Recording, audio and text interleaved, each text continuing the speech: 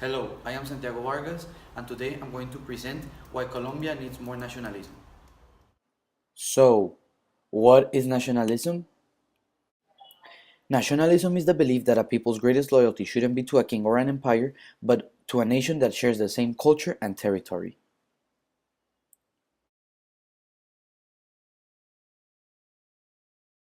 First of all, we travel to France. It is often considered that the first nationalist movement was the French Revolution alongside the American Revolution, as these countries fought the monarchies in order to gain a republic and an independent government. Now we travel to Germany. In the 18th century, the Germany we know nowadays didn't exist. It was called the German Confederation, and it was led by Prussia and other kingdoms like the Kingdom of Bavaria and the Kingdom of Hanover, among others. King William I of Prussia appointed Otto von Bismarck to be the prime minister. He, almost single-handedly, joined the entire German Confederation as he joined Prussia and all the other kingdoms into what we know today as Germany. Alongside Germany, Italy was another example of unification in the 19th century, as they unified the kingdoms of Italy into one country that we know now as Italy. Nevertheless, nationalism does not only unite countries, it also separates. The Greeks are one clear example, as in the 19th century they separated of the Ottoman Empire. Another example are the French-speaking Canadians that separated from Canada. While nationalism can unify and separate, it can also build states. Two clear examples are Turkey and the United States of America.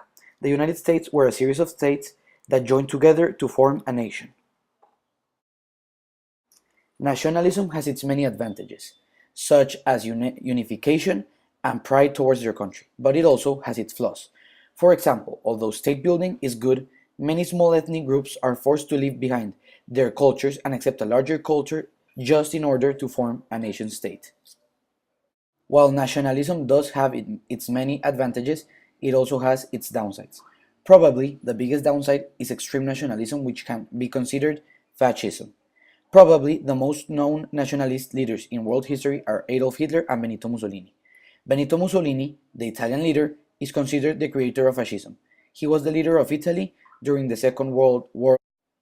Although Benito Mussolini was very relevant, there is no doubt that Adolf Hitler was the most important nationalist leader of all time. He was a great influencer, but foremost, he was the leader of the Nazi Party, the party that ruled Germany during the Second World War. Under his rule, Germany thrived economically, but socially it wasn't as nice. He had the idea that the perfect race was the German stereotype: tall, muscular, blonde, blue eyes, and of German nationality. This belief led him to commit one of the most atrocious acts in human history. He, along with the members of his army, committed genocide to the Jewish community. In the 9 years that the war lasted, he murdered approximately 6 million Jews, more than half of the Jewish population in Europe. This goes to show that although it is ideal for a country to accept the same culture to be united, an extreme sense of nationalism can lead to minorities being discriminated. Finally, we go back to Colombia. In terms of politics, there is right and left-wing nationalism. They promote basically the same things that the actual spectrum states. Right-wing is economically free, with the government intervening as less as possible, but socially there are certain restrictions in terms of religion, abortion, and same-sex marriage, and other controversial social aspects. Left-wing is socially free, with abortion and same-sex marriage being legal and accepted, but economically there are a lot of restrictions, with the government intervening heavily. Most of the nationalist leaders in history have promoted right-wing or conservative ideals.